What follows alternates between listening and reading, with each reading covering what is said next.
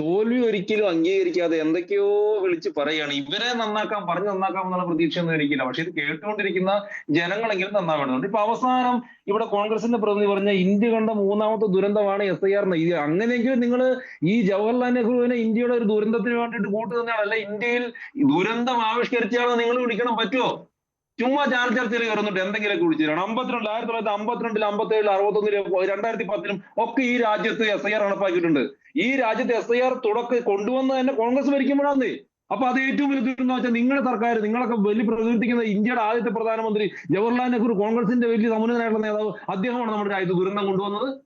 ചുമ്മാ അങ്ങോട്ട് തോറ്റ് ജനങ്ങൾ ചവിട്ടി പുറത്താക്കിയപ്പോഴത്തെ ഇങ്ങനെ അങ്ങോട്ട് പറയാൻ വേണ്ടിട്ട് പറ്റുമോ? ഇവര് കുറെ നാളല്ലേ ഈ പണി തുടങ്ങിയിട്ട്.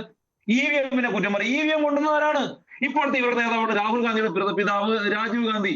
അദ്ദേഹം നിയമ ഭേദഗതിയിലൂടെയാണ് ഈ രാജ്യത്ത് മറ്റേ EVM ഇംപ്ലിമെന്റ് ചെയ്യുന്നത്. അന്ന് ഞങ്ങൾ പറഞ്ഞു, ഞങ്ങളെ തോപ്പിക്കാൻ വേണ്ടിട്ട് ഇതിനകത്ത് മൊത്തം തെറ്റാണ്, ഇതിനകത്ത് മൊത്തം ആളുകളെ ഡിലീറ്റ് ചെയ്യാൻ വേണ്ടിട്ട് പറ്റും, ഇതിനകത്ത് ആളുകളെ ആഡ് ചെയ്യാൻ പറ്റും ഞങ്ങൾ പറഞ്ഞു. ഒരു സിസ്റ്റം കൊണ്ടുവരും, ഒരു സംവിധാനം കൊണ്ടുവരുമ്പോഴത്തേക്ക് അതിനെ അംഗീകരിക്കാൻ വേണ്ടിട്ട് പറ്റും. ഇത് ചങ്ക് പുറപ്പെടുത്തിയെന്നുള്ള ചെമ്പരത്തിപ്പൂ എന്ന് പറഞ്ഞാൽ സുപ്രീം കോടതി പറഞ്ഞു, ഈ രാജ്യത്തെ ഏതൊരു ടെക്നീഷ്യനെയും സുപ്രീം കോടതി പറഞ്ഞു നിങ്ങൾക്ക് ആർക്ക് വേണമെങ്കിലും തെളിയിക്കാൻ ചുമ്മാ പോലെ നിൽക്ക്. ഇതൊന്നുമില്ലാന്ന്. ഇത് എനിക്കിതിന്റെ ഈ വിഷയത്തിന് ഡെപ്തിലോട്ട് പോകാൻ വേണ്ടി പോലും പറ്റുന്നില്ല. ഇതിനകത്ത് വെറുതെ തോറ്റു കഴിഞ്ഞപ്പോഴത്തേക്ക് അതൊന്നും പറഞ്ഞിട്ട് കാര്യമുണ്ടോ? ഇവരുടെ നേതാക്കന്മാരാണ്, ഇവരുടെ സർക്കാരാണ് ഈ രാജ്യത്ത് ഇംപ്ലിമെന്റ് ചെയ്തിട്ടുള്ള ഓരോ സിസ്റ്റം. അത് ഇപ്പൊ വീണ്ടും നമ്മൾ നടപ്പാക്കി കഴിയുമ്പോഴത്തേക്ക് ഇതിനകത്ത് ശുദ്ധീകരിക്കാൻ വേണ്ടി നടക്കുമ്പോൾ ഇത് ഈ എന്താ ദുരന്തം എങ്ങനെ പിടിക്കാൻ വേണ്ടി പറ്റുക? ഇനി ഒരു കാര്യം കൂടി, പൂർവാഞ്ചൽ അടക്കമുള്ള ഇടങ്ങളില് ഇവരുടെ വോട്ട് ബാങ്കായിട്ടുള്ള മതന്യൂനപക്ഷങ്ങളെ വെട്ടിനിർത്തിയെന്ന് ഇവർ പറഞ്ഞു. ഇവിടെ യാഥാർത്ഥ്യം എന്താ? അതെന്താ? കേരളത്തിലെ കോൺഗ്രസ് പാർട്ടിയുടെ നേതാക്കന്മാർ മാത്രമാണ് കൊള്ളാവുന്ന ആൾക്കാരുള്ളൂ. കേരളത്തിലെ ഇവരുടെ BLA മാത്രമാണ്, ഇവരുടെ ലോക്കൽ നേതാക്കന്മാർ കൊള്ളാവുന്ന ആൾക്കാരുള്ളൂ. എന്താ ഉത്തരാഖണ്ഡിലെയും നോർത്ത് ഈസ്റ്റിലെയും അല്ലെങ്കിൽ ഗുജറാത്തിലെയും ഇവരുടെ നേതാക്കന്മാരും കൊള്ളത്തില്ലേ? അവർക്ക് ഈ കാര്യങ്ങളൊന്നും പറഞ്ഞാൽ മനസ്സിലാവൂലേ? എന്താണ് വെട്ടി പുറത്താക്കിയിട്ടുണ്ടോ മരിച്ചെന്ന് പറഞ്ഞിട്ട്? മറ്റേ തെളിവ് സഹിതം കൊണ്ടേ കാണിച്ചിരുന്നില്ലേ മരിച്ചെന്ന് പറഞ്ഞ? ആര് തെളിച്ചാണ്?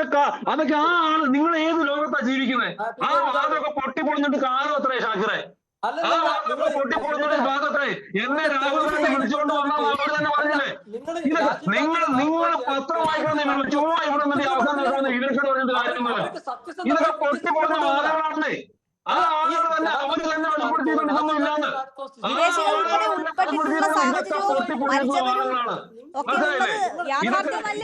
രാഹുൽ ഗാന്ധി പറഞ്ഞിട്ടുള്ള വാദങ്ങൾ മൊത്തം പറഞ്ഞേ. രാഹുൽ ഗാന്ധി ജനാധിപത്യം നിങ്ങൾ ഞങ്ങളെ പഠിപ്പിക്കണം. മുസ്ലിം ലീഗ് BJP ജനാധിപത്യം പഠിപ്പിക്കണം കേട്ടോ.